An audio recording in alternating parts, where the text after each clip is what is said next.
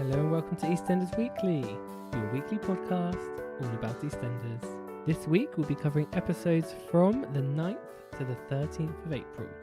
So welcome to episode 9. I'm Ben and I'm here with Alex again this week. Hello. Hello, good evening. Hello. And hello to everyone out there. Good morning, good lunchtime, whatever time of day it is for you Good listening. night. Good night. Don't fall asleep with us in your ears. That's the last thing you need. So we're starting off this week's EastEnders as a sort of part 2 of how it ended on Friday, with Phil Mitchell grabbing his baseball bat and on the hunt For Hunter. for Hunter. But shall we have a little listen then to see what happened this week? Yes. No, I like you, Hunter. Lou, I've just seen Phil walking into each other with a baseball bat. Juliet, the dice was loaded from the start. Mo's got psychic abilities. That kiss was nothing. What? Eh? Another? Which one though? I'm in need of a deep clean. Could be Martin. First satisfied customer then? I just want to be left alone. You can't get a mug stick. Go on. Running off and finding the nearest lesbian.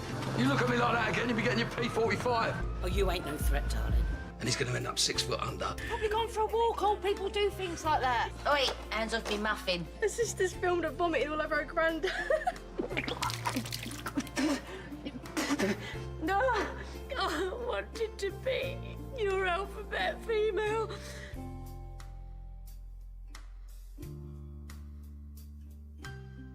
And whilst you're at it, get yourself a muzzle. Where you go? To the toilet. Keep away from my Lou. I'm not a mushroom.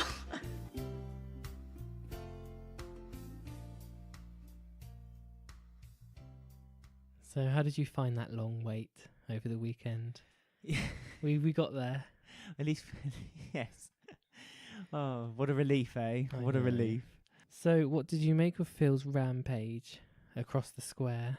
Well, yes, it was obviously misguided in the sense that he seemed to have gone in every direction bar the obvious one, which was the E20. You'd have thought that he knew that he could have been there. He was already in the suit and booted, and in the video footage he saw of Louise with Hunter, and you'd have thought that that would have been your first port of call. That would have been where I would initially have thought of going to. Because he ran past Jay, didn't he? And Jay was on the phone, and he said, "Oh, I'm gonna hang up. I just seen Phil with a baseball bat." Oh yes, I wanted like to it's know. a regular occurrence. Yeah, I wanted to know who Jay was talking to. He did say the person's name, and I was trying to remember, was that someone who... It was a female, so I'm presuming Jay phoned her up because they were only letting females into the club, and so Jay's plan was probably, if I had a female with me on my arms, perhaps I could get a way into the club quicker. All his females have left him now, haven't they? Well, Apart from Donna. Apart I don't think Donna was out, was she, that night? No, Donna didn't go out. Actually, that surprises me. She had a quiet night in. She did. Carmel and Denise went out. They did. Because they were smuggling in a bottle. But that was last week. I don't know why we're talking about last week. This week. Well, so Phil... Still the same night. Well, it is the same night, same evening. So Phil's running past in with a baseball bat quite visibly on show and just seems to walk in past the bouncers. Well, Sharon says, it's all right, he's with me. Yeah, but he got in before Sharon... Like, the bouncers just let him in. It's Phil Mitchell.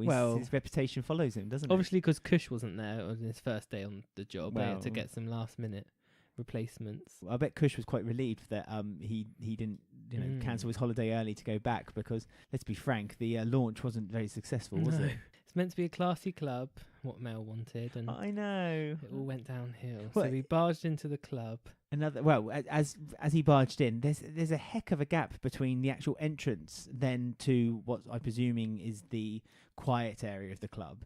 The impression I get, because tonight or Friday's episode, we found out that the club has a 500 capacity. Yeah, I know.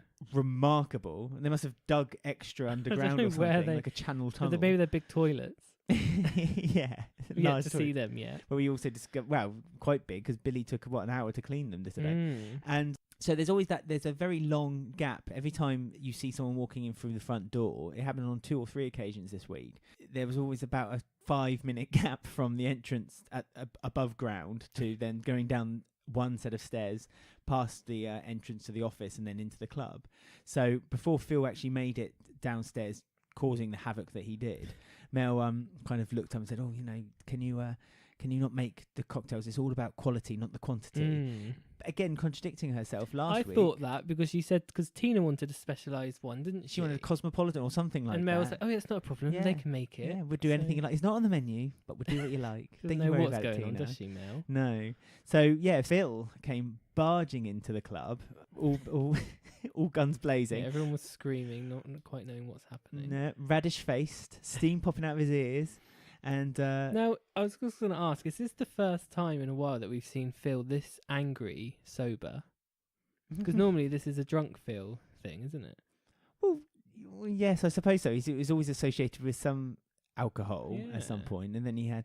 I mean, he's just a very angry man, isn't he? Someone took advantage of his little girl, his one weakness, apparently. But then you quite rightly pointed out that actually... technically, in the eyes of the law, she took advantage of Hunter. Because Mel says that to him when he's shouting his mouth off, doesn't she? As a threat. It's like, go on, I'll phone the police. And Phil's, yeah, go on then, phone them. They won't get here on time. And she's like, yeah, well, they'll probably get a bit quicker if they find out that your daughter is sleeping with an underage son. Yeah, 15-year-old son. Yeah, because Hunter was hiding... Was it behind the bar or on the floor or under a table? The avocado coloured sofa seating area. After he tried to nab a glass of champagne, which that was Mel pointing out that he was underage again. It was this hint just before, wasn't it? Just to remind us. But to be honest with you, I had it completely escaped my mind, and it wasn't even a feasible excuse. Well, the actor looks about 25, doesn't he? He probably is 25. Dawson's Creek syndrome, isn't it? So yeah, so Mel was quite level-headed throughout this, wasn't she? Yes, quite calm and collected. You saw that Phil wasn't going to intimidate her. And Sharon was outside trying to sort Louise and Hunter out as well.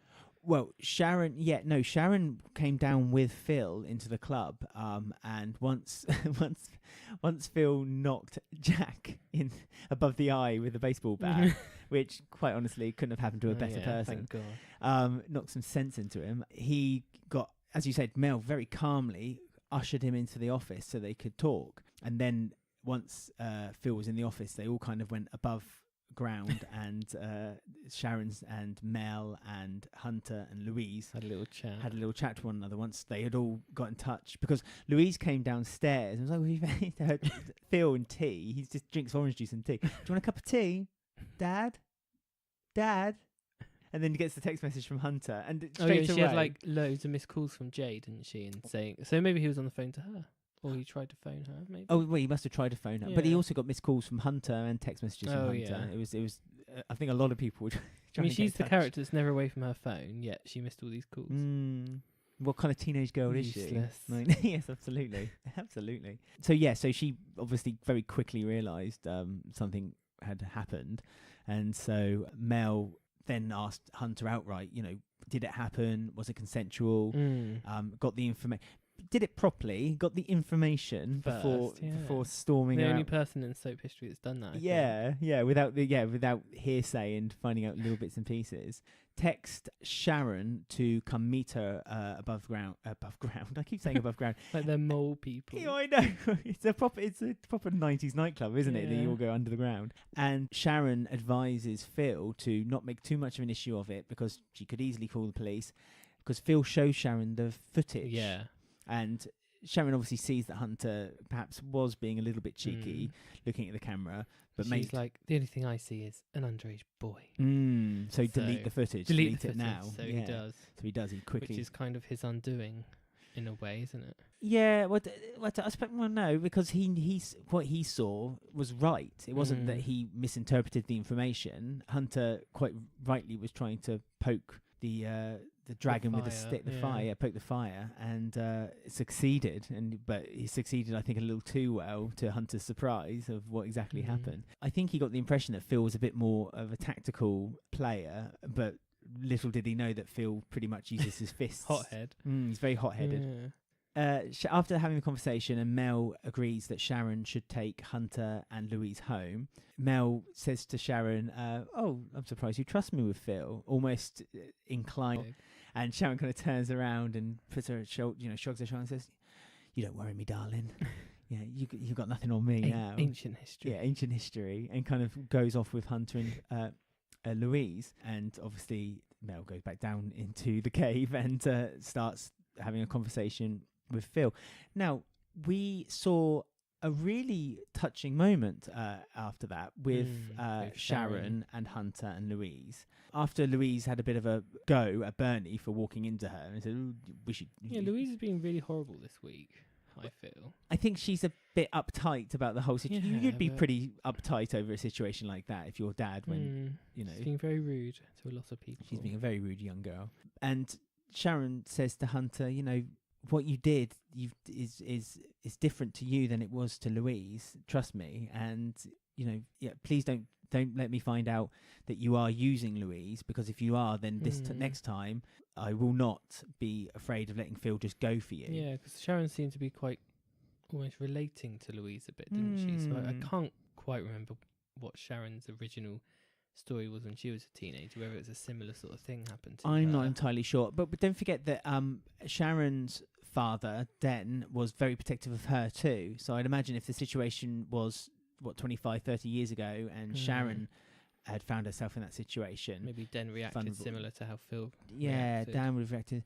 Den would have had reacted similar. I mean, don't get me wrong, I love Letitia Dean. I love the character Sharon. There's nothing wrong with her. She's a nice little tight package that you just want to cuddle and just watch on hours on end.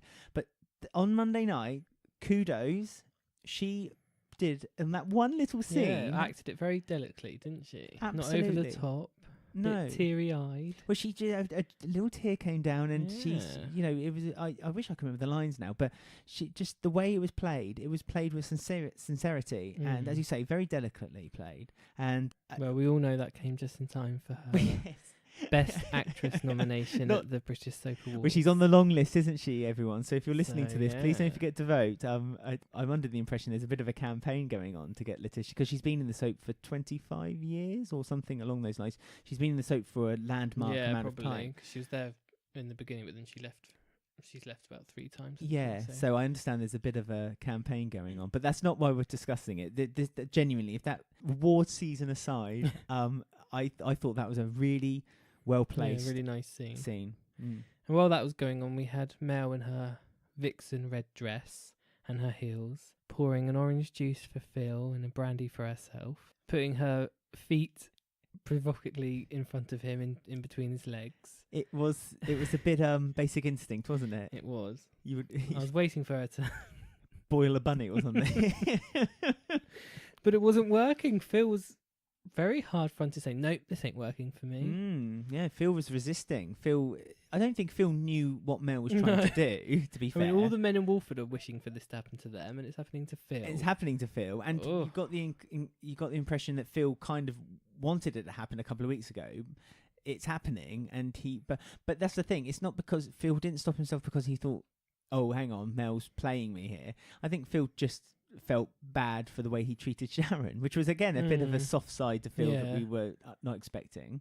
So did you think Mel was being quite suspicious when she was seducing Phil before you knew the truth? Oh, absolutely, because Mel's never shown any, or her return hasn't shown any interest whatsoever toward Phil. Although we have learnt that they've had a night together before she left last time. They keep mentioning that, don't they?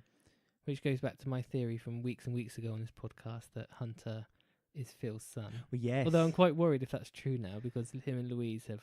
So I'm hoping they don't do that. But starting to add up. It would be it would be Louise's half brother. It wouldn't be her full brother. It would be her half brother. It will. Mel's his mum, and Phil would be his dad. And yeah, but Louise is another. Lisa's, isn't so it's it? half brother. Okay.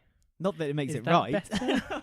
No. I'm not justifying it. Moving swiftly on. So she had a sort of conniving plan underway, didn't she, to try and seduce Phil? Yeah, so the rest of the episode was pretty much the seduction of Philip Mitchell, and it takes a while to seduce a man really like of his stature. Sharon should know. She tried 2 weeks to get him in bed. He's a lot older and he's a lot slower, and the blood's not pumping around him. Although you think with the adrenaline rush he was in after the baseball bat, and a bit of orange juice, all that sugar, be well away, and the tea, the caffeine. But she did manage to eventually get him to kiss her right in front of the camera that he'd just been having a... Well, let's quickly. You're right. Let's recap of how she did it. As you said, she put her foot in between his legs, poured whiskey down his trousers, but in a whoops kind of and then scenario. wiped it with her hand. Was it with her hand? She didn't even get a tissue or anything. No, she wiped it. Yes, you're right. She wiped it with her dry wiped it. I suppose is the word to use. Delicately delicately touching his inside thigh, and then she went to get a towel, and she kind of just patted him down again with the towel on his inside thigh, then handed him the towel for him to then rub up and down her. Oh, did he? Yeah, on her leg. Her lower. Oh, yeah, I didn't see lower, that. Lower of her ankle. I was feeling too sick by that point. I must have I was watching turned through. away. I was watching through hands. To be fair, it was quite funny. But yes, it worked ultimately, and she got what she needed, and that's a bit of blackmail so that he would stop pursuing Hunter in order to kill him. Yeah, because the second they kissed, she sort of pushed him away then, didn't she? Oh, it was Being like, instantaneous. you're as stupid as I thought you were. Yeah. It's like, typical.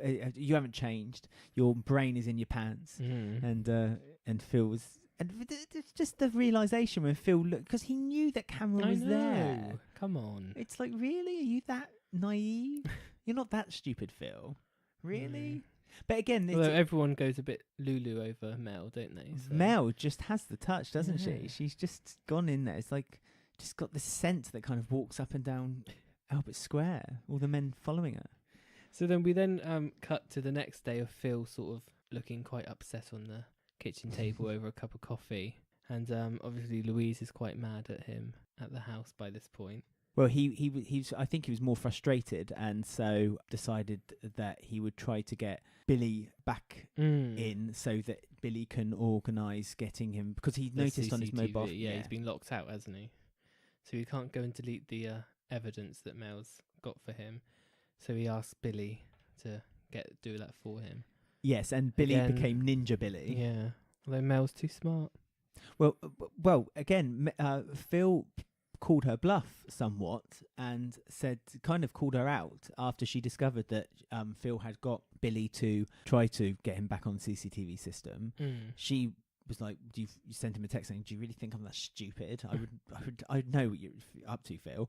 And so Phil again went to visit her and called her bluff. Yeah, and they were visiting for quite a while, weren't they? Well, yeah, he said, I don't think you've got any footage. I think you're lying, because she said, I've got it on a hard drive. And she kind of played her hand. Well, she kind of didn't have the poker face she had before, and as soon as he said that, her face dropped, and so as if to say, oh no, I don't have the footage. I don't know why she wouldn't have footage of it. Perhaps this is something, again, she's playing, double bluffing him and playing him. But while they're having their little meeting, obviously Hunter had come over to see Louise with Sharon, and then Jack was getting very worried that Mel had been missing for a while. So I think he was a bit worried that him and Mel and Phil were up to no good. Well, Jack was concerned the night before. That was the Monday night. Oh, was it? I thought he went to Sharon in the morning, and him and Sharon went. No. Phil went off on the following day. Phil went off to speak to Mel, obviously at the office, and Hunter came because they all go into the office again to meet up, don't they? That's on Tuesday. So Hunter, on Louise's request, came to visit her at Sharon and Phil's house, and then it was Hunter. Well, Sharon said to him, "You're going to have to leave," and he said, "That's fine. Can you tell Phil that he wants to apologise?" He wants to apologise, and Sharon says, "I'll do better than that. We'll go there ourselves." Oh, okay. I thought that was when Jack popped over and was all worried. No, that was the Monday episode. Jack popped over, and that's when Hunter was hidden behind the wall, and Hunter then said, like, they've been down there for an hour or whatever, a really long time. Because Jack, ever the concerned soul, decided to go and visit Mel, obviously with idiotic intentions yet again. But so on Tuesday they went there, and again, suspicious. I think Sharon's beginning to think, oh, hang on, they seem to be rendezvousing quite often one another, and that's where Phil finally got his first time, his only time to trump card on Mel. Well, no, it's his first time to attack Hunter. Because Hunter went over to him and put his hand out to shake, to apologise, and Phil shoved him against they the overheard about Phil and Mel having a night together before, wasn't it? That's when Phil realises he tried to call Mel out on her bluff, and she she sort of backtracked a bit. Or was it occasion? Oh, okay. I don't remember. I don't remember them talking about that and being overheard. Yeah, and that's when he puts him up against and gets him by the throat. Oh, sorry, I beg your pardon. Yes, I remember that now. They weren't overheard. It was said outright, wasn't it? And Mel was like, "Oh no, it was just nothing. It was nothing." Because she didn't want to get Hunter all upset. That's right. And that's then when Phil realises, "Oh, hang on a minute, I've got something on you as well." Yeah. But again, Sharon kind of calmed down the situation. But this then continued Louise to be quite upset and angry with her dad because he attacked Hunter again, even though Hunter quite rightly tried to put his olive branch out and apologise. I mean, I don't know. That was genuine from Hunter? Well, I was about to ask you the same question. Oh. I mean, I think it was genuine. Beforehand, Hunter, or what seems to be a trope in soaps, is that if someone is doing something to showing this persona to someone to their face, and then behind their back doing something different, then obviously when they're hugging them or when they're not looking, then they kind of make a sneaky kind of face or a little wry smile. Every time they showed a shot of Hunter after they discussed about Louise or when Phil tried to attack him or anything like that, Hunter showed sincerity. There was never an occasion when you kind of saw him just going looking a bit shifty. Yeah, but remember, he is 88% psychopath. That is true, but he showed that he does like. He's showing that other 20% now of human. But when he shows that he's not he wasn't afraid of being a bit cheeky when he did that whole routine in front of the camera in order to show Phil up. Perhaps I think maybe that it's not so much that he loves Louise and he wants to be Louise. I think it's more the fact that Phil has genuinely shook him up, and I think it scared him into kind of thinking, oh, hang on, perhaps what I've started here isn't the right thing to do. So I think the opposite. I think he knows exactly what he's doing. Oh, do you? Yeah, I think he's winding Phil up and up and up to try and get a bigger reaction from him. I mean, what do you think his next steps there are for him to wind Phil up further? I suppose his next steps would be to get maybe Phil and Sharon separated. That's something I was thinking. Something to do with Sharon. He's obviously gained Sharon's trust. I mean, if there's something that if he can get Sharon to believe him on something and have someone else look like a liar, then perhaps that's a way of then getting him one step nearer to manipulating Phil further. So he's got Louise on his side. Now he needs to get Sharon on his side. Then Denny. Denny's been missing again. He was upstairs. in Denny's busy playing FIFA upstairs, isn't he? Playing on his Xbox. I was wondering before Phil got this bit of hand over Mel, I was thinking that if he wanted to try and upset Mel, he could always contact Louise's mum, Lisa, and say Hunter's doing this. You're desperate to get Lisa back. Oh, it makes sense because she could come in. She's like Mel's best friend, and if she knows that Hunter's doing this to her daughter, she'd come in guns blazing. Oh, I guess so. Pills. I guess so, because Mel and her were friends, weren't they? Yeah, they were best friends. Yeah, I'd quite like Lisa to come back to give Mel someone else. What would she be? One of your 5 that you'd like to return to the soap? Well, not on my official list. She isn't. Check that out on YouTube. Plug. Bad plug. But do you think Lisa would be upset with Mel? I think Lisa would blame Phil. Phil says that Hunter has taken advantage of Louise. But would Lisa believe Phil? Because the last time it was ended, Lisa had that breakdown in the hotel room, and Phil basically again had one of his mad moments and broke down doors and started shouting at her.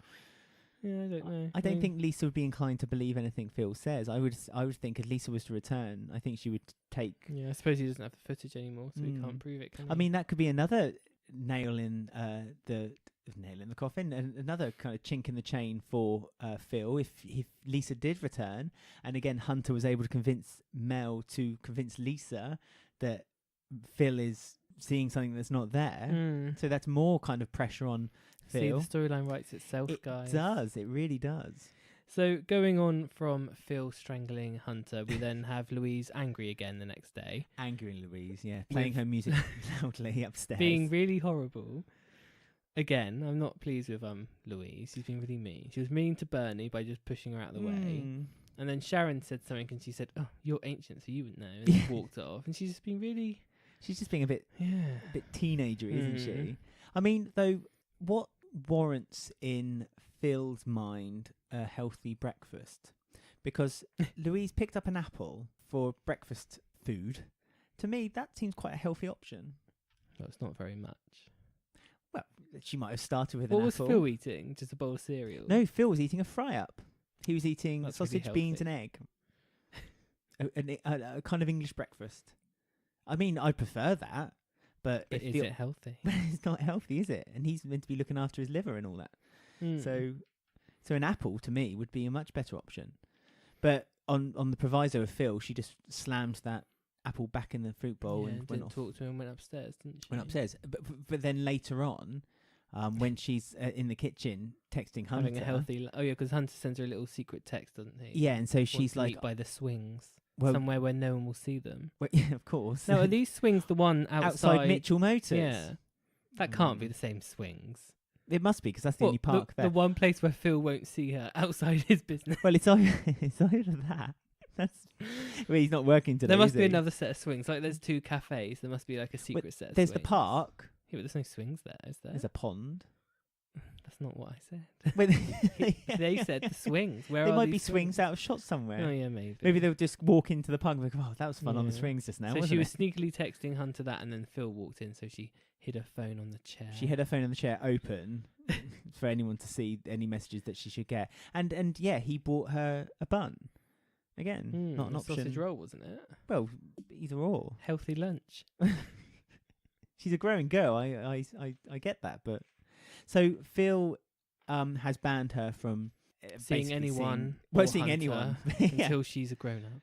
Well, yeah, she's been banned from leaving the house until she becomes 21, and then has gained her qualifications online, and then can go off and get a career in the city as a photographer for a company. Yeah. And so like you say, she had a sneaky conversation with Hunter, and it's been left that they were meeting. And that's that. Well, that's the line drawn for this week. So there's more to come, obviously, because it's not really been wrapped up just yet. No. So other goings-on in the square, we have a little new storyline for Vincent coming up, because obviously things are spiralling out of control for him. Yes, well, it was only a matter of time that he was having financial troubles, and Kim. Yeah, Kim found a letter, didn't she? Because it's a mortgage. Kat was hoovering the settee and found a letter, really well hidden down the back of the settee. I mean, he should have got Pearl to hide that, because no one would find it. Well, they're still looking for that ring. Yes. And this letter was basically saying that the house was being repossessed, wasn't it? Well, he's not been keeping up with the mortgage payments, and so blah blah blah. But again, he's kept it from Kim. It's so frustrating because, again, I know it's the nature of the program, but Vincent and Kim have had so many ups and downs recently, and the solution to all these problems has been when Kim said to Vincent, "Talk to me. We'll sort it out together, and we'll organise it." And Vincent just doesn't seem to listen. He's just such a... Because does Kim know that he's had to sell the advert for £1? Does she know that? Yeah, she does know that. Yeah, it's common knowledge around the whole square, so Kim must know. Yeah. I don't think she's that blind to information. So yeah, he's desperately now trying to find ways of getting the revenue so he can carry on paying the mortgage repayments and keeping the house. I mean, so he's tried a few things, hasn't he, this week? Well, he hasn't tried the obvious one, which is downgrading into a smaller house or a flat, which would have made perfect sense. I know, he could sell that house. It's like, it's got a basement flat as well, hasn't it? Yeah. Well, he can move into one of Jack's flats. Oh, Jack's flats, yes. One of his investments. I'm sure Jack would do a good rate for him as well. Or he could move in with the Slaters. There's only 9 in there at the moment. I know. So there's plenty of room for 3 more. Yeah. They could open up the basement underneath. That seems to be the thing. So he attempted a couple of things during the week. Very naughtily, he looked through Pearl's saving account that Kim had opened for her, which had £7,000 in there. So he was on the phone to them trying to get permission to take it out, but it had to be Kim's signature. Well, Didn't it? successfully got the money out eventually. Yeah, he faked her signature. Very didn't he? slowly wrote her signature. And then when he had the £7,000, he hid it on the table in front of Kim, and he just put one bit of paper over the top of it. And when Kim and him were talking, I'm sure the actress looked at the money as she walked off as well. With As she walked Pearl? out. No, Kim. Oh, Kim. Yeah. It's like, that's really not very well hidden. £7,000 hidden under like an A4 bit of paper. Well, again, I don't know how you think there would be a bank transfer or something into his account. Yeah, but it was all cash. It was all cash. Because I mean, I don't know of many mortgage brokers that allow you to pay with putting £7,000 stuff in the letterbox. Because Kim was lovingly wanting to get a job for him, wasn't she? Well, 7 days a week, sensible. Well, no, 5 days a week. Oh, 9 5 to days 5. a week, 9 to 5. 9 to 5, and she was doing the right thing. She again though in proper Kim fashion, she's just not going to go for any job. She's going to go for this advisors, head of Vogue fashion, magazine, yeah, kind of. But aim high. And try your best, and good for her. She said herself. She said, this is a solution. This is problem solving. I mean, her sister.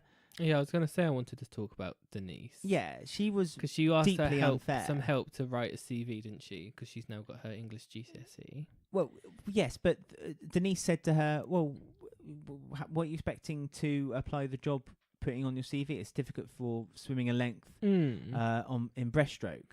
And it's like, hold on, Denise. Yeah, hang on, Miss One GCSE. Yeah, 1 year ago.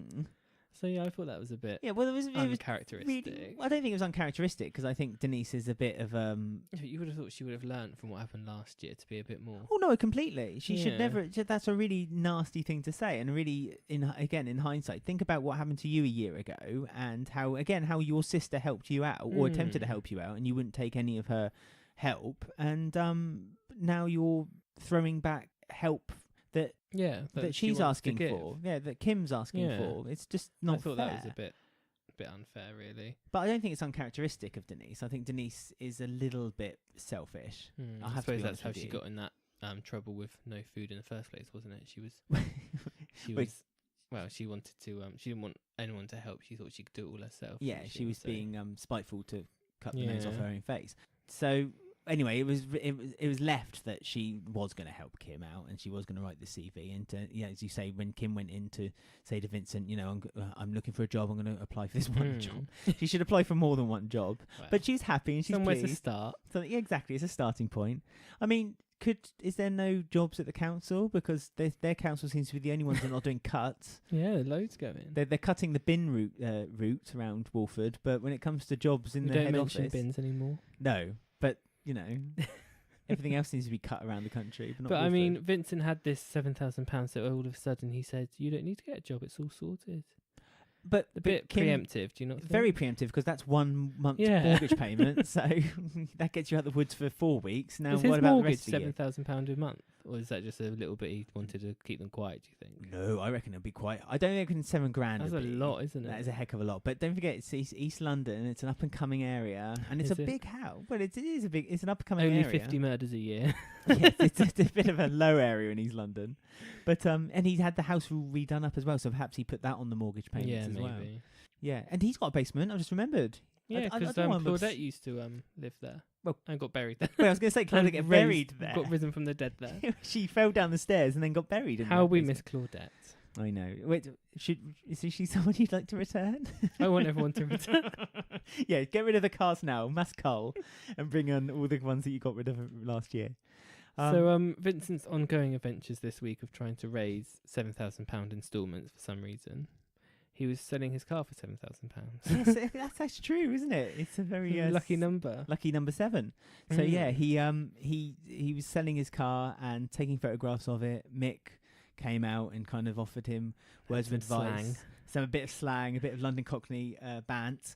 And Aidan got brought up again. Now, this week, Aidan, I think, got brought up by Phil. A few times, yeah. And then by, obviously, Vincent and Mick. And I have a feeling that there is scope that Aidan is going to make a little short, sharp, swift return soon. And I think it's going to have something to do with Vincent. But I don't know that for sure. No. Well, we had him trying to sell the car, and then off screen we heard a car crash. Where he was inside, wasn't he? And he just took a phone call from someone who was interested in buying it. And yes, and then all of a sudden you heard. Denise was there. Denise never at work at the moment, is she? She's always hanging around. She's got Kamel's old job. Remember what Kamel used to do? Yeah, hang around. Strut around the streets, up and down, getting her head massage. Yeah, exactly. So Denise is doing that now with her 1 GCSE. And she saw it happen, but she wasn't quick enough to get the number plate. Now, no. Again, it's like a one-way street system around there. And don't forget, there's also a market. How did that car... First of all, drive at such a speed that it caused him to. Lots of like cars drive at speed round Albert Square. That's fine, but if he was going that speed, how the heck did that car not collide even in Arthur's bench or into the Slater's house or anything like that? Because obviously he must have been like Nigel Mansell, the way he must have drove. You don't know it's a he. Quite right, or she must have been. Might have been Dot. Dot driving. Yeah. We haven't seen her for a while. Just get to the church quick. She's got to light some candles and clean some pews. And do some flower arranging. It's Jesus. It's in his name. So that's scuppered Vincent's plan. Yes, again. Not a good week for him, so he's missed out on this sale. Again, a nice bit of Richard Blackwood... angry acting. Angry, sad acting. With his little jumper that didn't quite fit him when he lifted his hands up. He's got to do some modelling now, isn't he? He's trying to get work outside of the soap. Yeah. Spoilers. Spoiler. I know. Sorry. I tried to stop myself, but I got too far. It's okay. So he enlists Phil because... Obviously, there's only one mechanic in the area, and he enlists Phil to try to help him out with perhaps giving him a good deal on getting the car. No one's helping Vincent now, are they? Well, there's bad blood between Phil and Vincent, isn't there? I think there's always going to be that bad blood between him because he's a grass and because of Aidan, so Phil point blank refused to didn't give him a discount, did he? We didn't give him a discount. How much was he saying he was going to cost? £3,000? Yeah, something like that. Yeah, ridiculous. I mean, he didn't even charge Jack that much. No, he didn't. And Jack's his arch nemesis at the moment. So, bloody Jack. I mean, I don't know what the costs are, but everyone's got these really nice cars. It serves you right. Just get a nice little Fiat. So he managed to get the all-important duff on Friday, meeting up with someone in a car. He made a phone call, didn't he, with one of his contacts at the police station, and he's basically on the promise of sharing information about the heist. So again, could Aidan be with a lot of money? In? But he would only share the information if they were to give him the money. Again, I think Vincent's going to find himself unstuck here. I think he's going to get played by the police, and they're going to... Because we still don't know if Aidan has someone working in the police force either, do we? Well, no, I suppose... He said he has contacts all over the place, Aidan did. So. Where he knew that when Mick and Linda, or Linda more specifically... phoned the police, that it was someone inside that had phoned them. Yeah, and he said it was in this house that the phone call came from. It came from, so it was either Mick or Linda. And so I think Vincent's going to get himself unstuck here. I mean, I've earlier in the week, you saw Vincent looking at his life insurance. Now, I've got a theory of what I think is going to happen. But there's obviously the obvious theory, which is that he's going to die, and this is basically foreshadowing that happening. And so Kim's going to be quite comfortable if he did die. I don't know how he got life insurance for that much. He must have very important hands or something like that. But so that's the obvious conclusion of what's going to happen. But I think, and I kind of hope, that there might be a little bit of fake deathery happening with Vincent. I think, because I don't think they'd want to kill off Vincent as a character, because he's been quite successful, and I think he's genuinely quite popular. So my theory is that Vincent is going to fake his own death, so that Kim, because there's been a lot of fake death as well happening recently. There has. And so can we get away with another fake death? Well, everything comes in threes. Well, if as I'd say 3 because recent 3. So obviously there's Kathy and Kat and Vincent.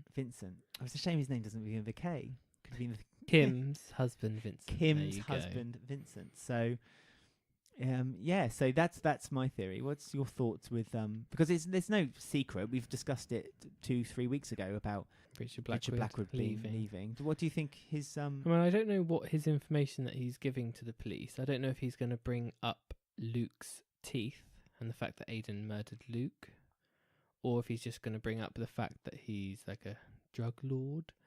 I don't know what information he's got, but I'm assuming.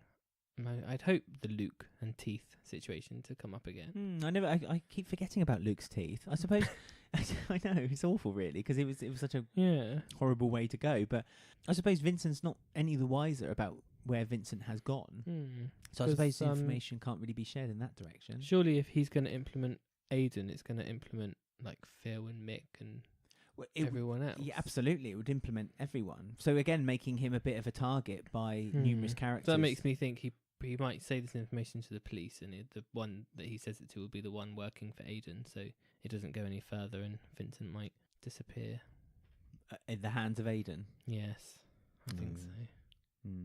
But who knows? But I hope they don't. I hope that even if he disappears, so you're giving the impression that a bit like Paul Truman, you're giving the impression that something's happened off screen. Yeah, I hope that nothing will. Well, it might be in a similar vein as Fat Boy. Maybe he'll die in the same way. No, I don't know. Poor Fat Boy. There's been no nothing come of Fat Boy's death. Obviously, Ronnie can't take because it was her fault anyway, and she's left now. Well, it was her fault. Vincent didn't know. Yeah, exactly. And Claudette was sort of involved, and she's left, so she can't get. So I don't know if Vincent will end up getting the brunt of Fat Boy's. Well, by the writers that he's going to get there. Something like that, maybe. Oh dear. Well, time will tell. But if it is linked because of Fat Boy in any way, then I'd be most annoyed. Right. So we have a bit of a break, shall we? About talking about that the depressing. Yeah, I know. Depressing death and all sorts. Oh dear, I don't think the following thing is going to make anything any more brighter. Oh dear. Oh dear, indeed. So it's time for the segment where we see what's been happening with one of the residents outside of the square. In I'm Doing This Now.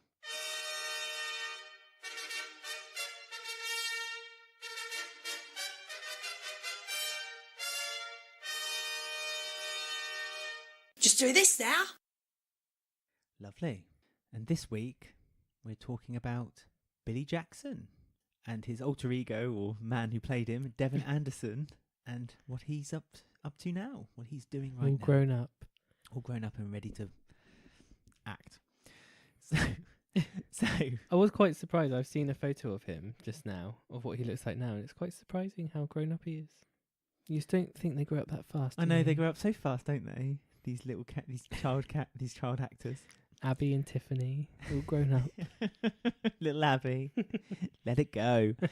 Right, so Billy Jackson was introduced into the soap in 1993. Really? Yeah. God. I suppose he's not that young then. Along with the rest of the Jackson family, and they initially lived, you'd never guess, at Walford Towers. Famous Walford Towers. Yeah, so they weren't the first residents from Walford Towers to move into the square. No. He was the only biological son of Carol and Alan Jackson. Obviously, there's other Jacksons. There was Bianca. There is many. There was Bianca, Sonia. Robbie, yes. I forgot about Robbie. Willard Jackson. Is Carol Robbie's mum? Yeah. Really? Yeah. Oh, okay. She got around. After a quiet 3 years, Billy felt isolated in his family home after his father had an affair and left the Jackson home on Christmas Day. Now, he was closest to his dad, and in 1996, on Christmas Day, he ran away from home, causing the residents of the square to look for him, eventually finding him in a derelict building and returning him home, where his mother and Father Alan had reunited for Christmas. No. That's nice, isn't it? Lovely. Then, a year later, whilst on a trip with his grandmother, Blossom. Don't know about the future. That's anybody's guess. Billy had become involved in a shooting at a building society. I've written that really badly. he wasn't actually robbing the building society. No, obviously. No, good. No. I'm glad. Yeah. I thought that sounded No, like it did. Sounds like he was in he was there and it happened. Yeah. So he witnessed. He was the only witness who'd seen the thieves without their masks on. Only witness. Who'd seen the thieves without their masks on.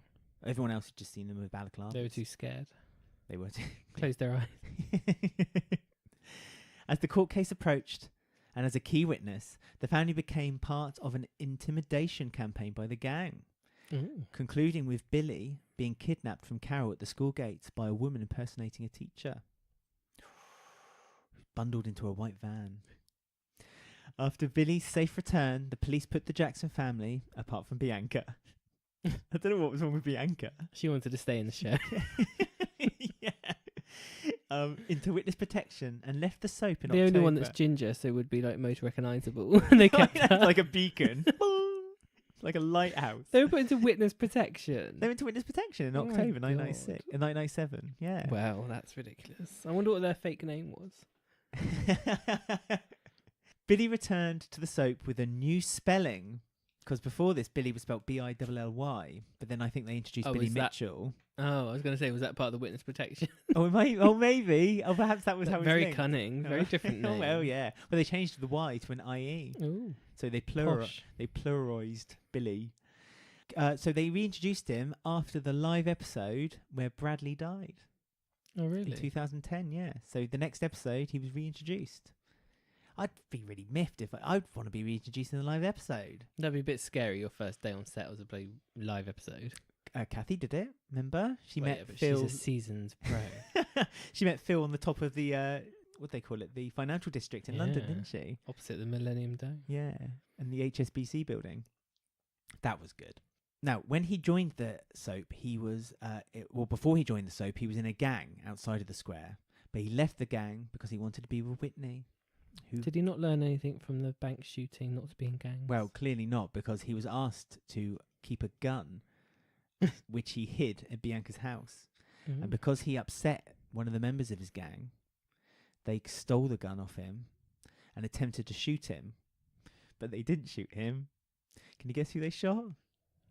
I don't know. Who's been shot? Phil? Who hasn't been shot? I don't know. They shot Jack Branning. Oh, I know. What? they missed. No, they didn't. He was intensive care. Oh, no. I know. That was an opportunity missed. Thank God he's still with us. Yeah. Feeling grieved, he attempted to join the army against his mum Carol's wishes. At first they rejected him, so he decided to leave the square and leaving Whitney confused and on her own. He was with Whitney. Isn't that his sister? No, it's niece? not. They are related, but like second. Whitney is Bianca's daughter. Adopted daughter. Oh, is she? Oh. Yeah, because Martin McCutcheon, her Tiff. Yeah, original Tiff. That's her daughter, Whitney. What, Whitney? Isn't it? It can't be, can it? No. Yeah, because no, it has. Hang on. No, because I mean, no, Whitney's it can't be dad because then would be Phil. Grant. Yeah, Grant. Yeah. No, sorry, I'm talking. Just ignore me. Ignore everything I just said. Upon his return, Billy has found a new girlfriend, which aggravates Whitney's brother Ryan, who punches him in the face. Lovely Ryan. Poor Ryan. So Whitney's got a type of army men, by the sounds of it. Absolutely, and depressive, and people who need help. While Carol is cleaning off Billy from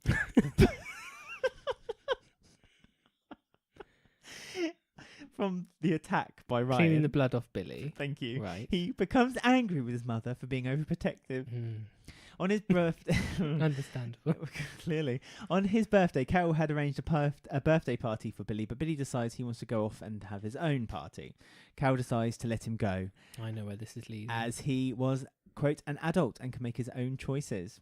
At his party, Lauren Branning brings a bottle of vodka, which Billy drinks in one go. What, a whole bottle? Yeah, I know.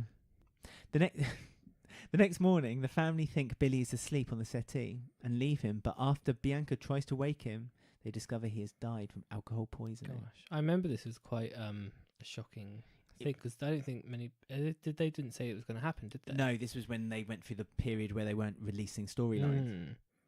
I remember it really upset quite a few viewers, actually. Producers afterwards and writers at the time were quoted as saying that they felt that they didn't really want to get rid of Billy because they thought there was a lot more they could do with him. Yeah, it seems a bit of a shame. They like killing off young characters, though, don't they, in I know. EastEnders? They just cull them. Get me started. When Billy's personal possessions were returned to Carol, she found a video message to her wishing that she would drop dead. Why did he make that video? He was angry at her, wasn't he? Because why would you make a video? It's really weird. Put it on YouTube. He must have known he was outgoing. Whitney also had a text message sent to him on the night of his death saying that he still loved her. So there you go, that was his demise. So what is Devon Anderson doing now? I don't know. We're about to find out. Once Devon... I barely knew what he was doing when he was on EastEnders. I'm hooked. I mean, he was on it for a long time, but not a lot happened to him. Was he one of the kids that was recast a lot? Or was it No, he was only recast. He was recast once when he came going. back for 2 episodes during Sonia's wedding to Martin. Oh, right. And then they went back to the original actor.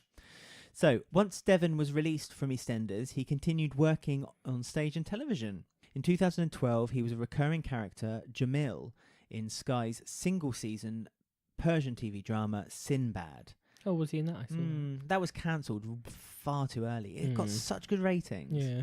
He was Osman in Zoe Lafferty's production of Concrete Jungle, and he played himself in the pantomime Jack and the Beanstalk. He played himself. That's really weird. Puzzling, isn't it?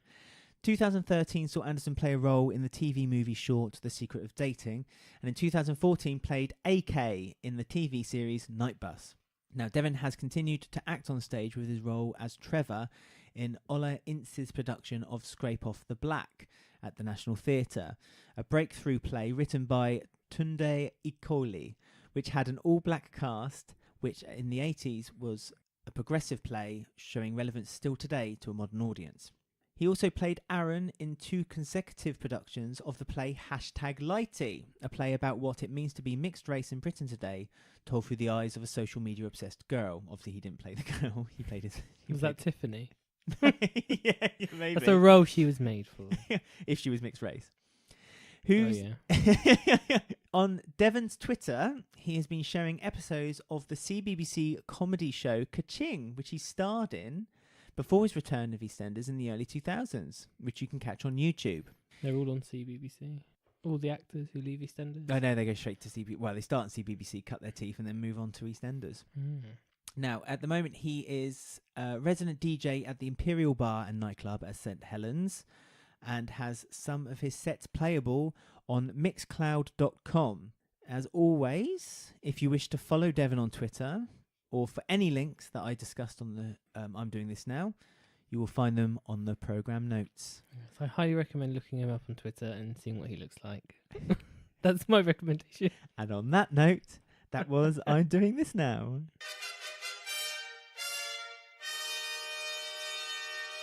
Just do this now. Good. Well, there you have it. Lovely.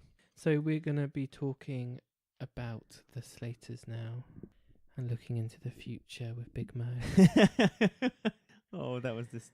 Oh, dear. Honestly, the classicness of Big Mo at the moment. She just strikes them out the park every week. Aren't you glad she's back? Absolutely. And you weren't looking forward to her coming back? No, I know. I I eat my hold words. Your hands up. So Big Mo this week got a package at the door, didn't she? She did, which she claimed was from Fat Elvis, which we later discovered was not true. No. And it was a box full of phone SIM cards that she was planning to offload onto the Square. I don't know if it's really odd. I don't know how much money you can make from selling a SIM card. I mean, phone companies give SIM cards out for free nowadays. Yeah. So I don't know how you're planning to make money from that. That's bizarre. But when Mo was on her way to the front door, we had like a tiny little scene of Jean on the phone. Yes. So one of your predictions from a few weeks ago. Yes. So there's a bit of a sideline with Jean at the moment. In between her, just again, remarkable dialogue with the Slater family. Jean was on the phone to Ollie, and it seems as though they were having a bit of not an argument, but a discussion about she was their sort of relationship. saying like, oh, just don't bother, Yeah, don't bother anymore. This is it. We don't need to discuss it any further. That's it. This is it between us. And throughout the week, it got brought up. I think it got brought up once.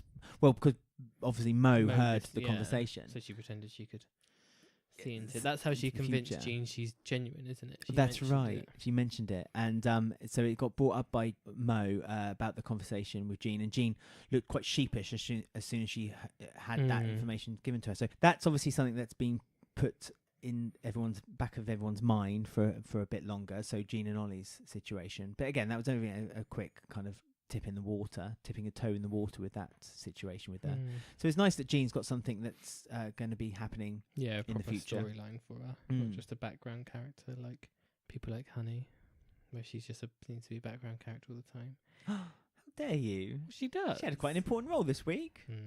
We'll talk about that later. Yes. So Mo's been making quite a few predictions this week. Well, she's now started because not 2 weeks ago she's openly said that she's starting up a website, a psychic website, where she's going to predict people's futures, obviously, because that's what psychics do, and it's taking a bit of time to get started. Obviously, she's probably lost the website name now from the first time around, so she's having to reapply for a new one or something. I don't know quite what the ins and outs are, but in the meantime, she's conning the square by basically giving people information that she could possibly know unless they had directly told her. But how does she get this information? Wow. One of her predictions was that Kat will get a call from someone about teeth. So Kat looked on her mobile phone and saw that the dentist wanted a cleaning job. So she must have just looked on her phone. Yes. So Kat's not convinced. But she also said that Stacey was going to have someone knocking on the door. Yeah, new love coming, yes. And she was a bit off there, wasn't she? She was a bit off, but she wasn't that far off, because lo and behold, who should knock on the door but Woody. Woodward. But again, that's for another conversation. I mean, I was thinking about this. Did she actually predict this? Because there's no way she could know this was. This is exactly it. This is her. Is she plan. actually genuine? Yeah, maybe you find out, discover that she actually wasn't conning them. She genuinely had this skill. I mean, there's no way she would have known he was coming to the door. Well, Jean asked, didn't she? How long have you known that you've had this art, this dark art? And Kat quite begrudgingly just said, since she was born. Yeah, They knew she was special. Yeah, they knew she was special. So Jean also did a little dig at Stacey by asking which ex-boyfriend it would be, because there's been so many. Yes, yes. Which again is true. Very true, very true. So we as Mo's kind of convincing Donna, because she told Donna information that she knew, and I think she convinced a couple of other people as well. Yeah, like market stall people. She was starting to get herself a bit of a rep around the square from a few people that she's got this skill, she's got this art. Yeah, because you see her in the cafe, don't you? And she takes something from under the table. It's very suspicious. I mean, I don't want to sound like this is a really bad idea, because clearly it is. But how has she got? First of all, let's first of all say that the way Mo is knowing all this information and gaining this information is that she's basically planting tape recorders around the square. Now, I don't know if anyone's ever put a sound recording device down in the middle of nowhere and just let it. You're very rarely going to pick up minute details of people's conversations. And we should know by being on a podcast. Absolutely. We're stood pretty much less than half an inch in front of a microphone, and even now we're needing to pick up our voices.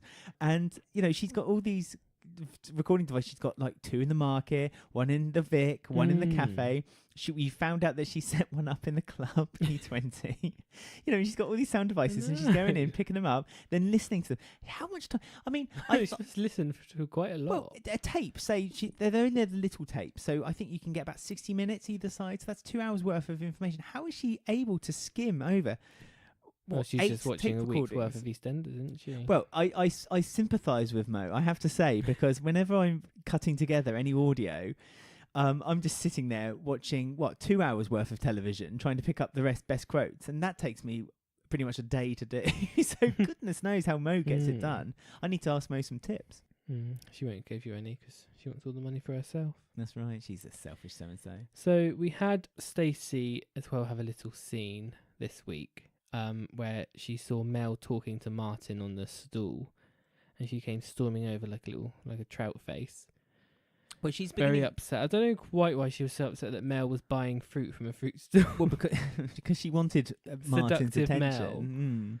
I mean, well, she shouldn't have had an affair on Christmas Eve. Well, quite. Well, I think she regrets it. But Mel seems to get always seems to get her fruit and veg from Martin's stall, and it's always she seems to get the brunt of all the women of the square as well. But then it's her own fault because she's getting all these men's attention. That's not her fault. But it is her fault because she's not exactly pushing it away, is she? You can't blame her for that. Well, a minute ago we were blaming Mel for her seduction around the square. She's quite feisty, Mel, though. Like to everyone. She doesn't stand back. Well, she doesn't suffer fools lightly, does she? She won't step down from a fight. I quite like her. Who Mel? Yeah, I've got no problems with Mel actually. I think they've introduced her really well, and the way she's been seems to be the smartest character on there. Well, you say that, but you started to see a little bit of a weakness in her near the end of the week. But Stacey's getting jealous as well because it's not just Mel at the fruit stall; it's also Hayley has now appeared. Yes, back. Hayley Slater. Hayley was seen hugging Martin from the distance. Well, she went straight for Martin, didn't she? She was like, "Oh, all right," and Martin, "Hello, stranger," and she made a beeline back to Martin. I don't think she has any intentions of upsetting Stacey. I think she just genuinely quite likes Martin. Do you think that because you never really worked out what was going on with her initially when she was photographing Martin? Yeah, because Kat got her told her to do that initially. We found out that it was Kat that brought her over, but I don't know what those photographs were for. Unless that's something we're going to find out. I don't know. She was trying to seduce him, but I don't know why she was taking photographs of him. That was when she was trying to get custody of the kids, wasn't it? But that's what I mean. This was 2-3 months ago now. This happened a long time Maybe ago. That it seems to be part forgotten. Of the story's been written out. Omitted from history. Yeah. I mean, you saw with Hayley this week. You saw that she's again feisty.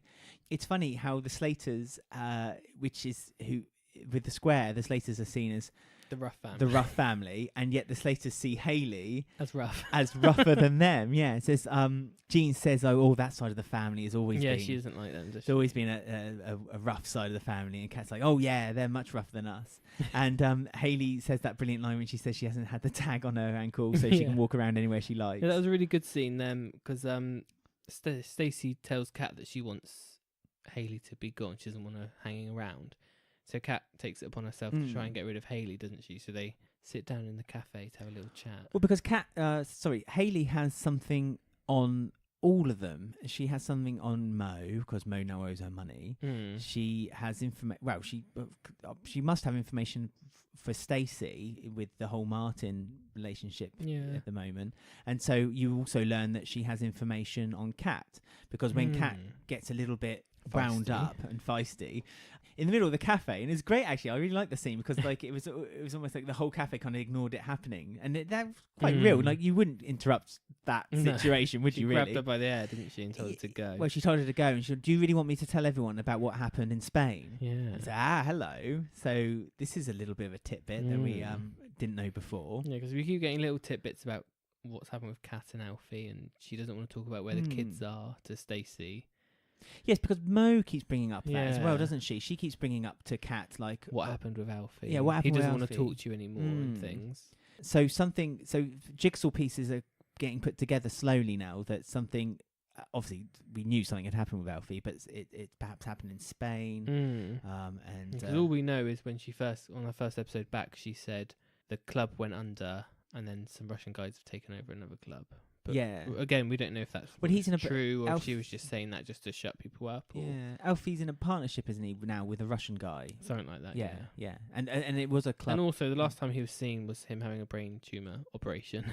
So I don't know if that's being brought up again. No. Well, I suppose that'll be something that we brought up when he comes back, perhaps. Interesting point to make. I as we were watching it, I said to you, the cutting of where Kat and Alfie won the lotto win, or the scratch card win, was visible for the first time in a long time in the minute mark. I don't know if that's kind of just reminding, kind of reminding us of what they haven't happened. really mentioned what happened to her £1 million. No, that's again, that that's might right. be something that's coming up. So Hayley, after basically having her corned beef sandwich thrown down her throat by Kat, she goes back out, kind of gestures to Martin that it's not the last you've seen of her, and then goes, because Martin mentions her again on Friday's episode, because a little Sonia scene. Yeah, because her disappearance is now quite telling to Martin. She seems to come and then she goes, and then she comes back again and she goes. And Sonia's trying to, give advice as only Sonia can. Yes. But it was quite a nice bit with Hayley, is what we saw, because Ted was doing something outside, like waiting for a bus stop, or he had a scratch card or something. And a man came over and took his wallet. And Hayley quickly jumped out, dropped a fag on the floor, and tried to catch him. Couldn't. And it showed that sort of caring side. Yeah, it was rounding the character a little bit now. So obviously this is something that they want to keep Hayley in a bit longer. I think she's been quite popular, hasn't she? She seems to be a fan favourite. Really good. Yeah, she's wonderful. I love the actress. Yeah, she seems so genuine and real. It's fantastic. Yeah. And I loved it when she helped Ted out, gave him her only £2 because she only had £2 to her name, she said, and then she gave Ted that £2. And also, did you notice that she picked her cigarette back up off the floor? Yes, blew it and then smoked it. Just kind of blew it. And as an ex-smoker, I feel her, because that's I've done that in the past. She has no money to her name, so it meant a lot to her. With that cigarette, that's all she had in the world at the moment. So if you wanted to also talk about Clean Slater, they've got a new job, hopefully, in E20 with Mel. Yeah, they're starting to get contracts. So Kat had negotiated with Billy for a 4-hour job, I presume, and they weekly. Shook on it. Yes, and they shook on it, which in EastEnders is as good as a contract signed. And Jean was giving it a good go on the. No, she was well away. They could have just left her, and she would have done the whole place by herself. She should make her own business. The whole SIM card thing has gone a bit quiet. Do you think that's something that's going to be brought back up? Because obviously they owe the money. Yeah, to I Hayley. mean, Mo said something, I think, to Donna, saying, "Oh, you believe that I'm a fortune teller now, so do you mind trying to flog my SIM cards to people in the market?" What, on Donna's fashion store? I suppose like she did try to sell roses that were painted. It's bubbling over her SIM card. Yeah. I mean, I don't know if this is somehow going to be associated with the cleaning job, because obviously Mo likes to kind of do backhanded deals in everything that she does, which looks more legit. It's because it kind of strengthens the. It will probably be one of those things where Mo has like a dodgy deal of the week situation, I imagine. A bit of comic relief for everyone on the square. Well, there's still legs with the psychic ability storyline, isn't there? So they can go far. Well, they can go far, because if she's still she is gonna carry on recording people's conversations. Interesting tidbit we learnt during one of the recordings. Also, let's not forget, is that Shrimpy. Yes. Is somewhat of a player on that square. Very naughty. He's got 2 girls on the go. Yeah, one at the flower stall. And I forget where the other lady is. The other lady does the weekend in the cafe. Oh, that's right, the thin lady. The thin one. The thin one in the cafe. So. I mean, Shrimpy. Naughty boy. Yeah. We all thought he was a nice, innocent boy who just helped everyone out on the stalls when they needed Reads poetry on talent night. Yeah, I wonder which girl he was reading that poetry to. Or was it to both of them? Do you think they were both in the pub? I was about to ask you that, yeah. Do you reckon, we should have, if only we rewatched that episode, we should see where his eyes are directed when he says the poem. I think it would be the flower stall girl. I'd love it. I would love if they actually, even if it's just done really subtly in the background of a scene, you basically saw Shrimpy and one of the women kind of going up to him and slapping him around the face, and then the other woman coming up to him and like having a word with him and then slapping him around the face, and it's done really, really just in the background, so you'd have to look for it to find it. That would be such a wonderful little Easter egg. That would be funny. Yeah. So if we go through and talk about a few other sort of bits and bobs of the week, we had some storyline of Billy and Honey going through. because Honey got quite drunk on the opening of the E20. Yes, So I think the first time she's been drunk, maybe. Well, yeah, she didn't drink a lot. We get the impression it was 2 glasses of champagne. She went out with Jack on the... You've got to be drunk then if you can get out of it. God, yeah, got the conversation. Can you imagine? Well, when she was drinking, she was meant to say alpha female, but she said alphabet female. And Jack's ego seemed to really get squashed when he said that. Yeah, it's like... Get a new convertible, won't he? Yeah, just to boost that ego. Yeah, so his masculinity was knocked down a few notches. And obviously Billy got quite upset because he felt like Honey was deliberately trying to upset him, which you learnt that she was when they're on the swings outside Mitchell Motors. Secret swings. And so they have a bit of a heart-to-heart conversation, Billy and... Honey. They have a bit of heart-to-heart conversation, Billy and Honey, and you learn that Honey basically was trying to hurt him the same way that he hurt her, and that she was trying to be alpha female and then threw up. And Billy was like, "Oh, I'm really sorry."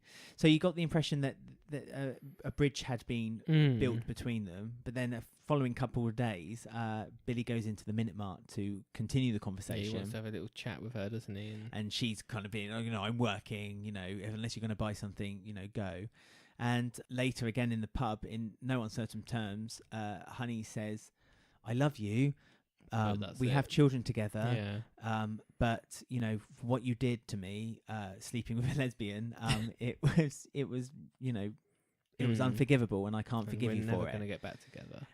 So Denise comes over and said, "Do you realise what you've done?" And all Billy heard in that whole conversation was, "She says she loves me." And it's, no, Billy, you didn't really listen to everything she was saying. I mean, he again, a very egotistical male thing. He seems to think that he's only going to win Honey back by having a good job and a good wage, lots of money, and just to show that he's like this dignified character. And I think it was never about that with Billy for Honey. It was always about that Billy was a very secure person for Honey, who she had forgiven before because of the whole situation with their daughter. And they've become stronger because of it. And what he did this time was unforgivable, purely based on the fact that there was no reason for it. She said to him, do you think I've never looked at other people, thought about it? I've never acted on it because I respected our marriage. But seems like Billy will never learn. But I'd be quite interested for them maybe not to get back together and see what they can do with Honey's character, because that's all her character has ever been, isn't it? Yeah, just her and Billy. So, but do you think there's anything else they could do with Honey if they? Well, I don't like Jack anyway, but I think it would be more interesting if Jack ends up with Honey rather than with the obvious male. I mean, even when Honey was together with Billy, there was always that relationship with Jack and Honey. But I think if Jack was to go with Honey, to him it would always be the second choice. It would never be the first choice. And I think Jack would then hurt. True. So perhaps Jack would hurt Honey, and then Honey would then go back to Billy in that way. But I just still want something a bit new for Honey to do. Yeah, but I don't know if there is anything new you can do with Honey. What can you really do with Honey? Maybe it's time for her to leave. To leave again. Give us your suggestions. What can we do with Honey? Yeah, what can you do with a problem like Honey? Yes. So the other thing I wanted to talk about as well was Woody. Obviously, we mentioned that he came back. Lee Ryan's back off tour from Blue. Yes. So he's back on the square. All rise. Yeah. So he was sort of hanging around trying to get Whitney to forgive him all of a sudden because he's back. Yeah, his entrance was a bit of like a purr, wasn't it? It wasn't really, there wasn't any gusto to his entrance. It was just like, I mean, I just don't even feel anything for watching these scenes because we know that he's now quit the show anyway and messed up his contract, that he's going to be leaving in the spring. I just see him and I think, there's no point paying attention to his scenes because I know that he's going to leave and Whitney will most likely end up with halfway because we know that he's coming back. Yeah. So it seems a little bit of a waste of It's a filler, isn't it? It's a bit of a filler. But she got her own back on him by we're doing what he did to her. Yeah. So I thought that was quite good. And Linda was all worried that she was falling for him again. But more of the fact that because of Halfway, wasn't it? Because, yeah, you know, Halfway is. and we're all team Halfway here. We love Halfway here. Yeah, Bring on Halfway. So I'll be excited for him to come back and Woody to leave. Yeah. And obviously Woody went for the bar manager job at E20. He did. Trying to woo Mel, and again she was having none of it. Strong woman, strong independent woman. Yeah, but throw your hands up at me. Yeah, he got the job, didn't he? He got the yes, he did get the job, didn't he? After she promised it to Billy, which was not very nice, really, to Billy. But no, yeah, and I completely 100% agree with you. I just feel like it's a filibuster, isn't it? It's just a little bit of filling in. It's a shame gaps. because when he was first introduced, he was actually quite. I had very low hopes for Lee Ryan in EastEnders, but he was actually a pretty decent character. But then he agreed to go on a blue tour, so they had to write him out suddenly. And then he was meant to come back full time, and now he's quit. So he's ruined it for himself, I think. I mean, what did not that I care, but what did Hollyoaks do with the guy who's in Hollyoaks, who's in blue? He's still in it, isn't he? He's still in it. Yeah, but he is leaving. Okay. I think he got blamed for killing someone, so he was in prison for a few weeks. I think. I don't know. Bit more interesting than Woody, but yeah, just leaving randomly. Yeah. I mean, it just doesn't make sense with Woody, and it doesn't make sense for him to now be back either. Not really. So, no. Yeah, but that's quick. We should mention Ted, and obviously the one last storyline, which wasn't mentioned particularly very heavily this week, was Ted and Joyce's cremation. Ultimately, it ended up being. Yeah, because he couldn't afford anything apparently, could he? So No. he sort of booked a quick cremation where no one was allowed to witness it, and he wasn't allowed to know the time of. So no when service, it was happening. And it really upset Karen, and Karen had a bit of a speech in the Queen Vic. That was a really long scene for her. When there was she a lot of ordered lines her to remember. shandy. Yeah, it was fantastic. I loved it. really, Absolutely really loved it good, from beginning to but- end, because I didn't like the fact that they had all the actors sniggering because she was saying this, and because actually what she was saying was true. But I loved it. Karen did her big long speech about it's not fair on Ted. Let's do something in the pub for him. Yeah, and it worked. But she then downed her shandy and then just progressed. And it was obviously the other actors didn't expect her to do this, because the actors, there was genuine reactions in it. She just stood there at the bar, kind of wiping her mouth and burping and kind of scratching herself, and it was just fantastic. The actress who plays Karen, spot on. And so with Bernie's help and Karen's help, Ted got a service at the Queen Vic where they kind of just all remembered Joyce that way. Because everyone really was quite fond of her. Everyone was fond of her. No, none of this was seen on screen. All off screen, Joyce was mending things. Off screen, she seemed to be a great character. Fantastic. Actually. They should do a spin-off. They should do like 2 years ago with just Joyce. Joyce backstage. yeah. Joyce Rewind.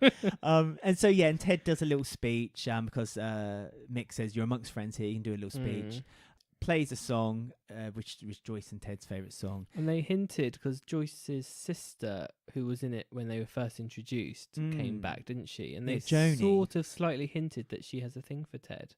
Yes. Which I can't really remember what her sister was like, because it was a year ago when they were first introduced. I think she was a bit unhinged, wasn't she? I think she was a bit unhinged, a bit drippy, like Joyce. But again, I hope they don't proceed with a storyline about that, because you saw Ted in the end saw that Bernie and Karen were really good friends to him. Yeah, and there were people there. He didn't need his horrible daughter and son and whatever. No, nothing like that. And and at the end, Ted raised a glass up to the sky and gave a wink, and that was basically the end of Joyce. And I thought that scene of Ted finally sort of accepting Joyce was dead and crying in his flat. Oh, that was lovely. Yeah, it was really nice, and I think that was probably the first time he's actually physically grieved for Joyce. Yes, I thought that was quite important. Yeah. It was quite nice that hard-shelled Ted finally showed some. He was able to cry. He almost cried in the Vic as well when he was doing the speech. But it was in front of people. It was in front of people, so he stopped himself, but he kind of broke his voice broke a couple of times,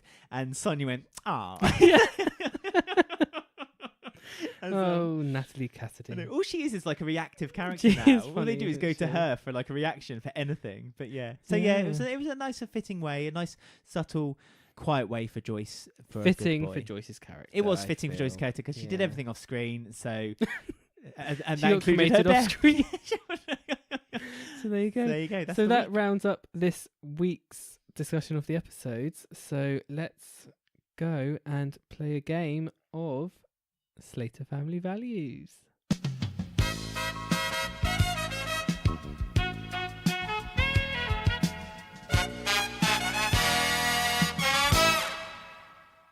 Right, so are you ready to play a game of Slater Family Values? Now, I hope you've tightened up the rules this week. Slightly, yes. Good, okay. I have got them right. So I'm going to remind everyone what we have to do and remind you because The rules are probably different. no one really knows. So, what you have to do is connect two characters from EastEnders, past or present, who I'm going to tell you in a minute. Yeah. And you have to connect them together in 6 steps, such as the game of 6 degrees of separation. Okay. This can be by relation between family, relationship, workplace, or a friendship. But it must be done with 6 steps. Right. Okay? So you have 30 seconds to make these 6 steps. I'm feeling genuinely, my heart's beating. It is very... I hate being on this side.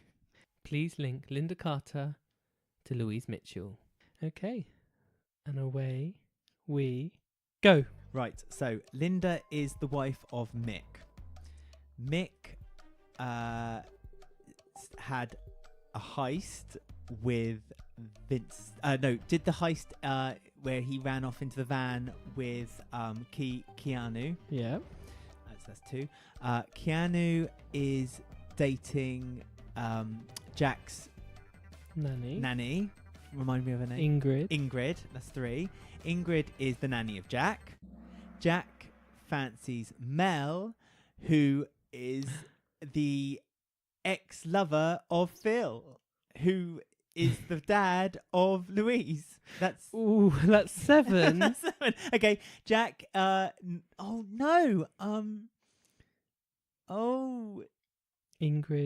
Ingrid is. You've gone over time. Oh, quite a while. I got so confused there. It's double the time. But you did well. You did it 7 steps. It's a very difficult game. This. It's a great game. I love this have game. to up it to a minute maybe because it's so thrilling. No, I would have done Well, it. that was a minute you just had. So. Oh my goodness! I mean, do you want to know the correct answer? I do. Well, not the correct. There's many answers in Slater Family I'm sure Values, there is. But one that I thought up earlier when I had unlimited time was Linda is best friends with Sharon. Oh, yeah. Sharon's married to Phil. That's Right. 2 steps. Yeah. Phil got shot by Shirley. Yeah. Shirley was best friends with Heather. Yeah. Heather was killed by Ben. Yeah. And Ben's sister is Louise. That's very good.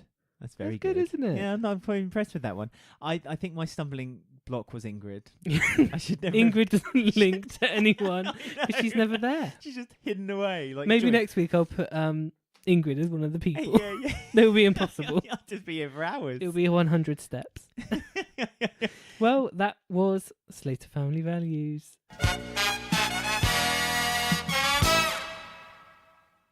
Super. Right. So a bit of social media, I guess, now. So Yes. this week we haven't had questions or emails for comments or anything like that. So what we've done instead is we've had a little look at the life of the actors of EastEnders and what they've been up to on social media. That's perfectly said. And so I've gotten a few things. So the segment is called #Having a Butcher's. #total humiliation. Right. So you ready to see what everyone's been up to? Okay. So we have Jenna Russell, who plays Michelle Fowler. Now, obviously, we know that she's got a bit of free time on her hands now. Oh, yes, because she's now leaving the soap. So she's bought a puppy. So she posted a photo of her puppy. He's called Flossie. He or she, not sure.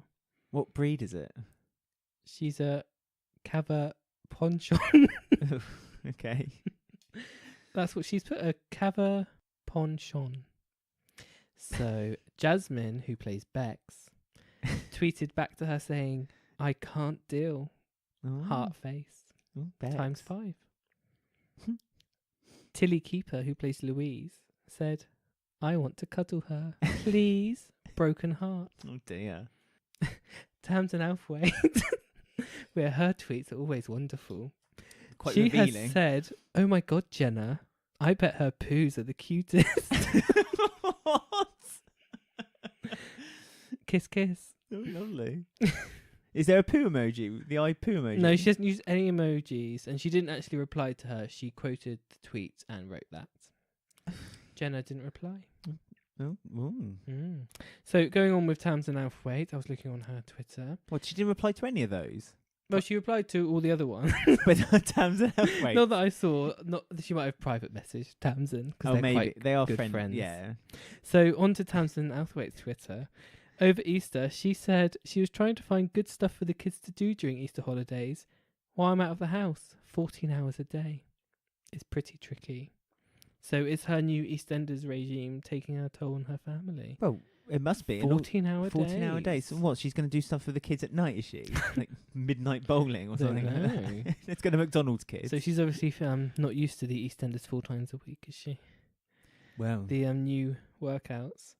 So her very good friend Kate Thornton has replied. Well, the presenter? Yes. Oh. She's friends with everyone, Tamsin. Yeah. She said they can come to mine for a sleepover.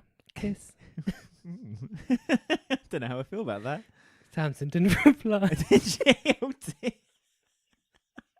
Oh dear. So we're now going on to Natalie Cassidy. What's she been up to? What's she doing now? Well, really, all she's doing is watching TV.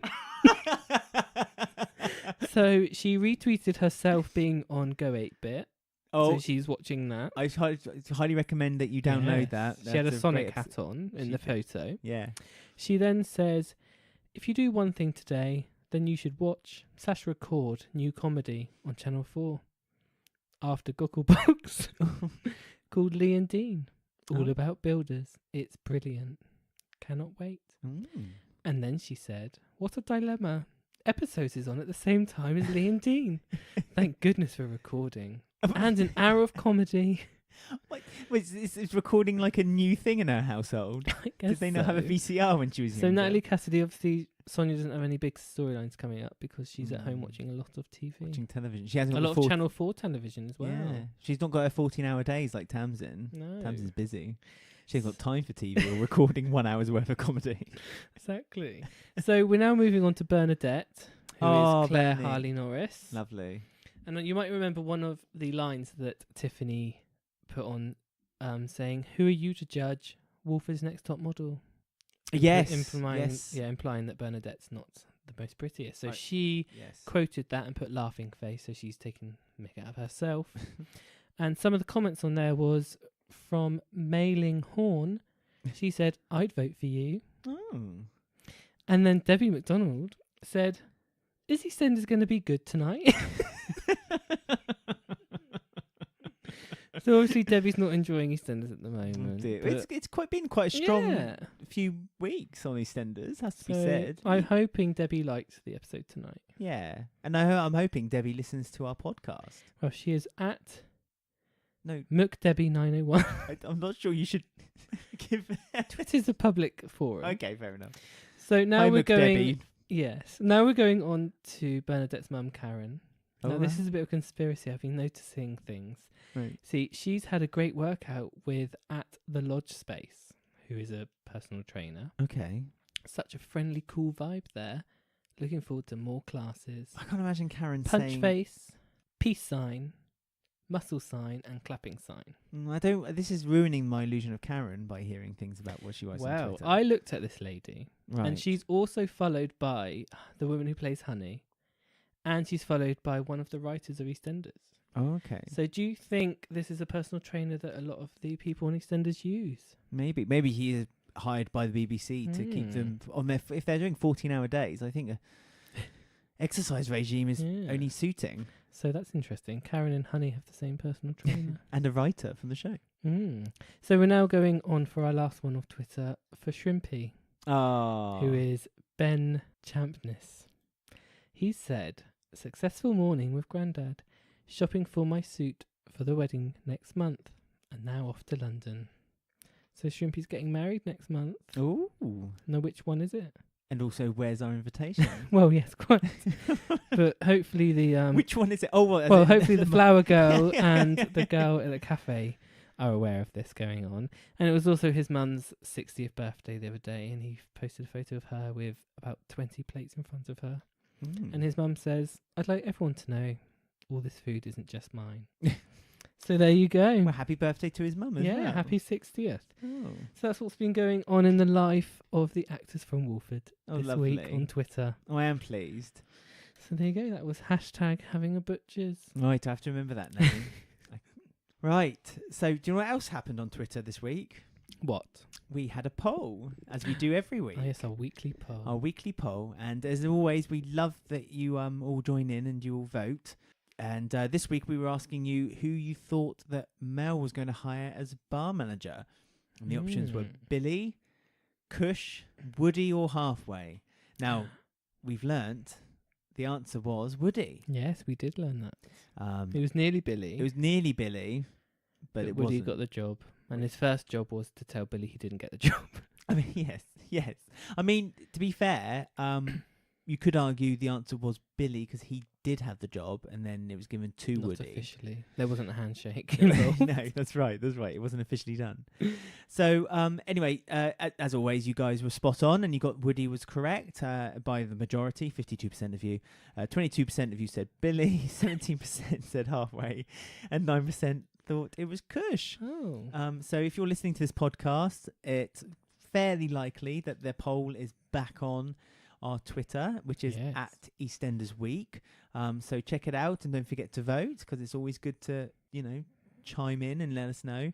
Talking of chiming in, do send us your questions, your comments about the show, and also about EastEnders this week and the coming week at Eastenders Week on Twitter, eastendersweekly@gmail.com on email. You can also get in touch with us on Instagram at Eastenders Weekly. Yes, or you can leave a comment on one of our YouTube videos and we'll pick up your question from there as well. Absolutely. Don't forget our YouTube, because there's exclusive content on there as well, which you may not hear on the show. Yes, it's all very good. So that wraps us up this week. Oh, wait, what's this under the table? There's a microphone under here recording. Oh my goodness. I hope it hasn't gotten information about us. It must be from the government. The theme to EastEnders Weekly was written and composed by Klaxon.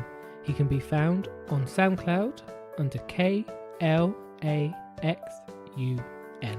Thank you all for listening, and if you'd like to subscribe and leave a review, it would mean so much to us, as it really helps the word get out that we're around. If you have any topics or discussion you want us to talk about, you can email us at eastendersweekly@gmail.com or send us a tweet at EastendersWeek. We do live tweeting to every episode of EastEnders, so make sure you follow. See you soon.